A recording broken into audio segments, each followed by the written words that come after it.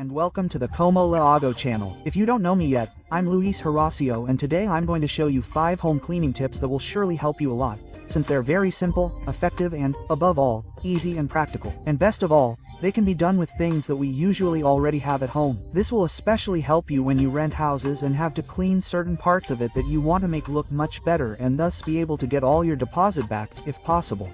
But without further ado, let's see what I have for you this time.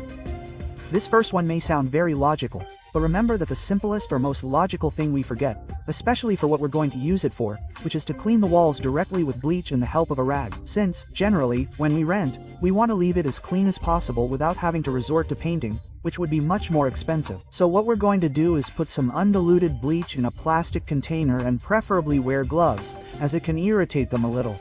My hands are quite tanned, so I won't wear them, but I do recommend it, especially if you're sensitive to these types of cleaning products, since what we're going to try to clean is this part of the stairs, which usually always starts to get really dirty. So we're just going to take our rag and soak it a little with our bleach and start cleaning it. You don't have to use much force, but you do have to scrub it well. You'll immediately see how it starts to clean and remove super easily all those stains that we thought would be a lot of work and we'd have to paint, but that's not the case. As you can see, it looks great and I even realized that I had already painted it the first time I arrived, since I had patched it up because they brought in the cabinet and broke part of the wall, which is why it looks different shades of white, and also this lighting doesn't help much. But here I have another part that also, because of grabbing the TV that is built into the wall and moving it, the wall got stained and even left a mark from the TV frame itself. But, just like with the ladder, we just put a little bleach on another rag and started scrubbing it to remove that stain that was formed just by touching the walls, which, as you can see, is very easy to remove. But the line it had was like a feather and it took a little more work, but after a few passes and, as you can see, it was completely gone. So as you can see, with just a little bleach and a rag, we can remove those stains that we thought we would have to paint and in a simple way. And as you know, here on the channel I've taught you many times how to cure wood with oil, but it also works to give it a coat of varnish or simply protect it from dust and humidity. And this time, I'm going to cheat a little and make the doors look better when you enter the house, or simply to make them look prettier for longer. And for that, we're going to do the following. First, I want to give you a little demonstration with my bedroom door, since it's a little dirty, and that's the one that gets the sun constantly and looks a little dull. What we would usually do is clean it with a rag, which, by the way, I had already soaked when I cleaned it, so it doesn't have any chlorine. And I'll show you just a few parts to prove my point, which is that it does look like it was cleaned, but since we waited a few seconds and I'm going to leave them on super fast speed so you can see it.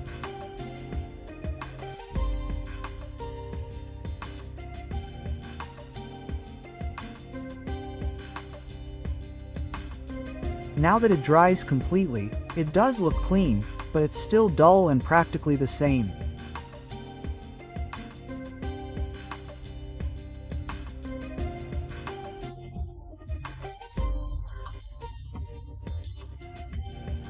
So all we're going to do now is completely clean the door with the rag to remove any dust. Then, take our vegetable oil and, using a paper towel, soak it in it and apply a generous coat to the entire door, just as you can see on the screen. As I already told you, this will give our door a layer of protection against dust, but above all, it will leave it looking much better and as if it were practically a new door. And as you can see, this does not evaporate and stays that way. But just to test that it will stay that way for a long time, I did this at 4:22 p.m. and since I made all the other videos, it was 5:58 p.m. and it looks exactly the same as when we left it. Of course, this oil will absorb it, but it will not lose that shine for a long time, which as you can see, is that it actually does look like new.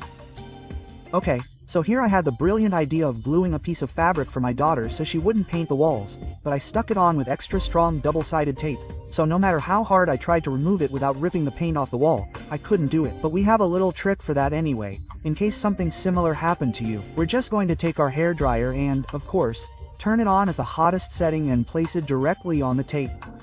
This will heat up the glue in the tape and in theory it should come off easily, since I'm testing it with you for the first time and let's see if it does work.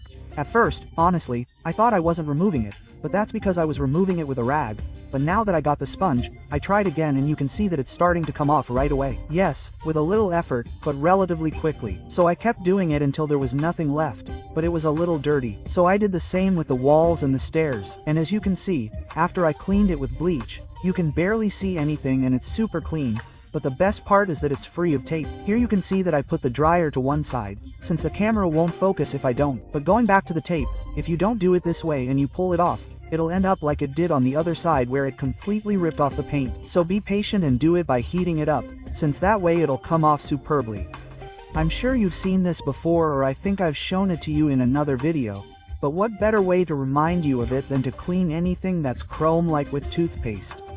And here's the one I use, which is for sensitive teeth, so I don't know if it works the same, but all you have to do is put toothpaste, in this case, on the kitchen sink, in 3 different areas: the back, on the faucet, and in the middle, which is where it is dirty and very dull. And then with a paper towel, go over it as if you were polishing a car. That is to say, we are not going to remove it completely, but rather spread it very well and let it sit for a couple of minutes. So once you have put it on all the areas you want, let them sit.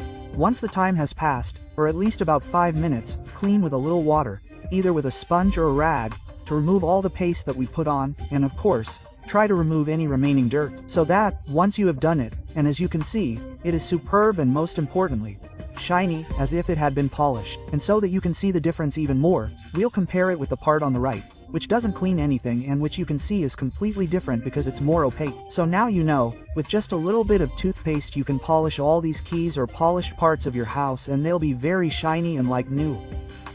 And since we're talking about polished parts or shiny metal, kitchen hoods are always a pain to clean.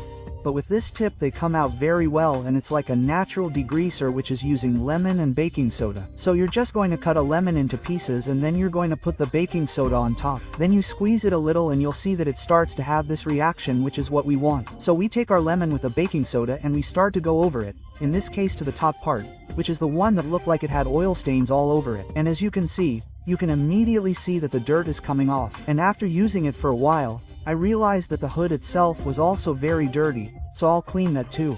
But as you can see, cleaning it with a rag, at least the top, is completely clean and it's really easy. So I started with the bottom part or the hood and you can see how the dirt comes off very easily.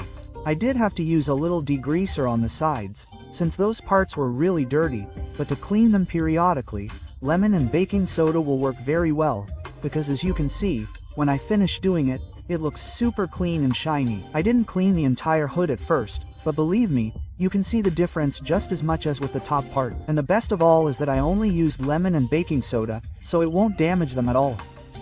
As you can see, these were just 5 tips that I brought you on this occasion to make cleaning your home and certain specific areas a little easier. And as I said, it's ideal for when you're going to hand over a house that you rented, and this will help you get your full deposit back because everything is super clean. Even so, I recommend, and this is what I always do, trying to reach an agreement with the person renting you and putting in a clause that the house will be handed over with the use that was given to it, avoiding it. That is to say, more specifically, referring to the paint, since it is something that, even if everything is very clean, the simple fact of putting a piece of furniture in the same place for a long time causes it to get marks, and therefore, it doesn't look exactly the same as when it was handed over, or simply, due to the use of constantly going over and cleaning. So keep this in mind if you didn't do it before, and that way you won't have any major problems when returning your deposit. But of course, tell me in the comments which one you like the most or which one you use the most, since I'd love to read them.